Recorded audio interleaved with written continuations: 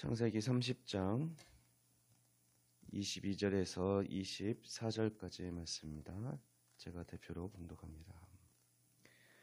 하나님이 라헬을 생각하신지라 하나님이 그의 소원을 들으시고 그의 태를 여셨으므로 그가 임신하여 아들을 낳고 이르되 하나님이 내 부끄러움을 씻으셨다 하고 그 이름을 요셉이라 하니 여호와는 다시 다른 아들을 내게 더하시기를 원하노라 하였더라.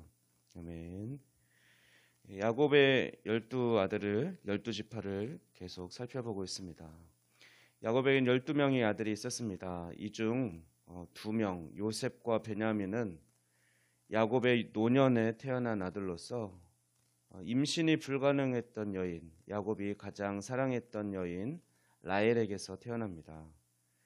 야곱의 4명의 아내들 중에 라헬을 제외한 나머지 3 아내는 별다른 어려움 없이 임신하고 아들을 낳았습니다. 그러나 라헬은 아무리 기다리고 또 노력을 해도 아이가 생기지 않았습니다.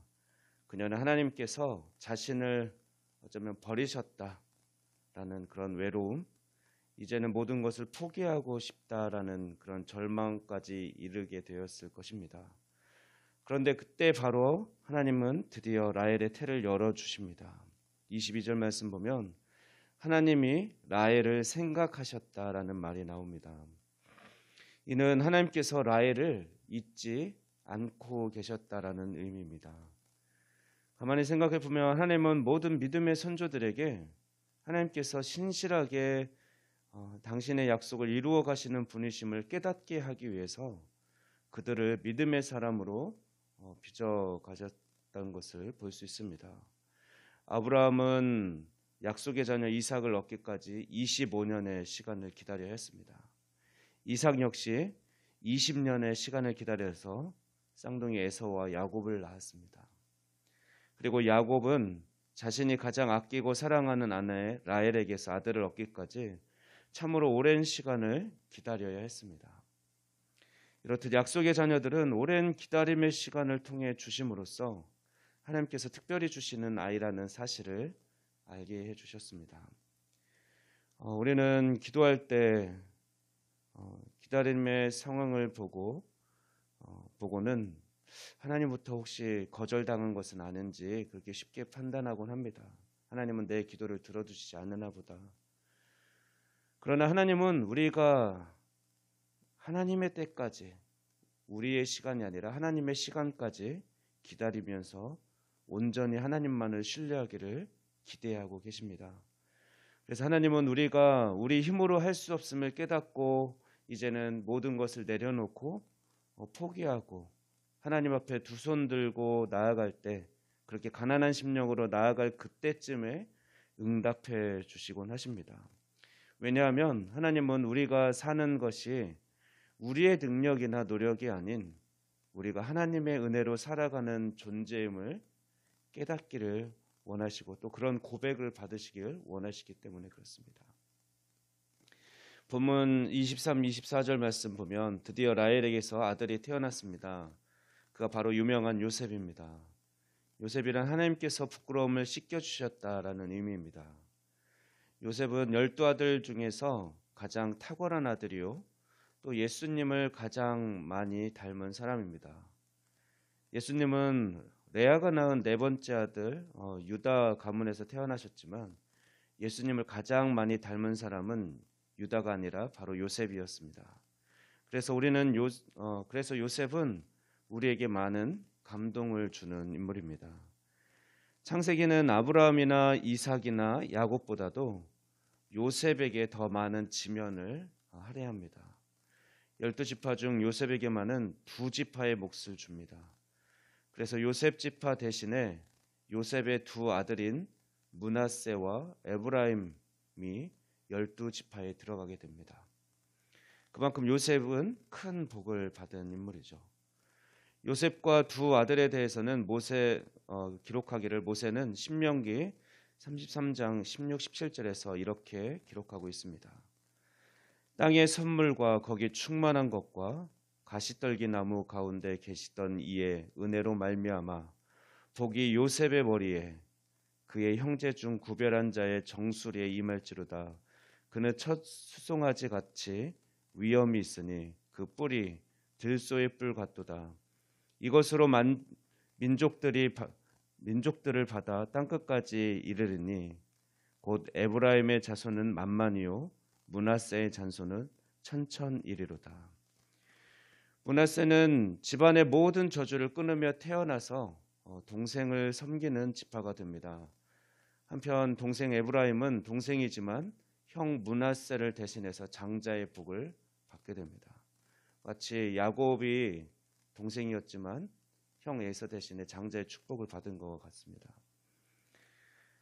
이후로부터 에브라임의 이름이 먼저 언급이 되곤 합니다.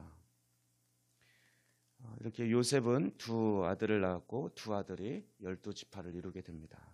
이제 마지막으로 야곱의 12아들 중에서 가장 늦게 늦둥이로 태어난 베냐민에 대해서 살펴보겠습니다. 오늘 함께 본문으로 읽진 않았지만 창세기 35장 16절에서 18절 말씀에 베냐민의 출생에 대한 이야기가 나옵니다. 창세기 35장 16절에서 18절 말씀입니다. 그들이 베델에서 길을 떠나 에브라스에 이르기까지 얼마간 거리를 둔 곳에서 라헬이 해산하게 되어 심히 고생하여 그가 난산할 즈음에 산파가 그에게 이르되 두려워하지 말라 지금 네가 또 등남하느니라 하매 그가 죽게 되어 그의 혼이 떠나려 할 때에 아들의 이름을 베논이라 불렀으나 그의 아버지는 그를 베냐민이라 불렀더라. 베냐민을 낳을 때 라헬은 난산으로 죽게 됩니다. 그렇게 혼이 떠나가려고 할 때 자신이 낳은 아들을 보고 슬픔이라는 의미의 이름인 바로 베노니라고 부릅니다. 그러나 야곱은 베노니가 아니라 오른손의 아들, 강한 아들이라는 뜻의 베냐민이라는 이름으로 바꾸어 부릅니다. 이렇게 베냐민이 태어난 곳은 베들레헴입니다. 그런데 바로 그곳에서 어머니 라헬은 베냐민을 낳은 라헬은 죽고 말고 베들레헴에서 장사됩니다.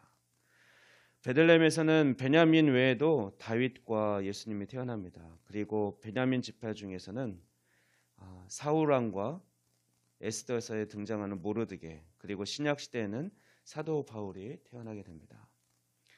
베냐민 지파를 끝으로 이스라엘의 12지파 이야기가 마무리됩니다.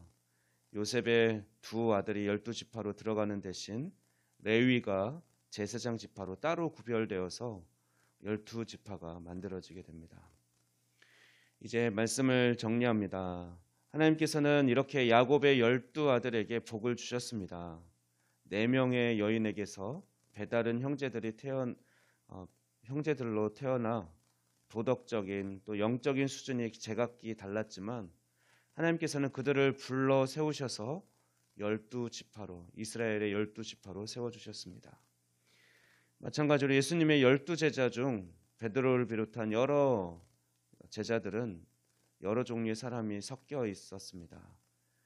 그러나 하나님께서는 그들에게 성령을 부어주셨습니다. 그리고 그들을 예수님의 증인으로 삼아주셨고 땅끝까지 파송하셔서 복음을 전하는 그런 영광된 사도로 세워주셨습니다. 그들은 세상을 변화시키는 주역이 되었습니다. 근데 하나님께서는 우리들 역시 성경의 인물들과 동일하게 부르시고 우리를 구원해 주셨습니다.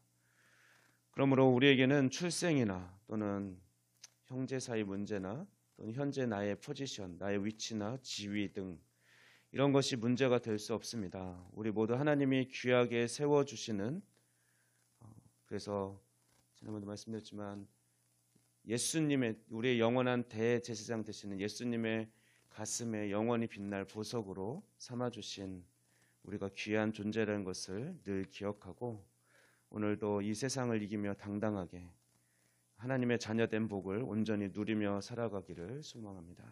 기도하겠습니다. 사랑이신 하나님 아버지 감사합니다. 우리의 상황이나 환경, 능력과 상관없이 우리를 귀한 하나님의 자녀로 불러주신 하나님 감사합니다. 이스라엘의 12지파가 그리고 예수님의 12 제자가 그러했듯 우리도 자격 없는 자들 중에서 불러주시고 귀한 자녀 삼아 주시고 또 하나님 나라의 역군으로 삼아 주시니 감사합니다. 우리가 우리를 향한 하나님의 놀라운 사랑과 은혜를 날마다 감사의 찬양으로 선포하며 또 온전히 누리며 살아가는 복된 자들 되게 하여 주시옵소서.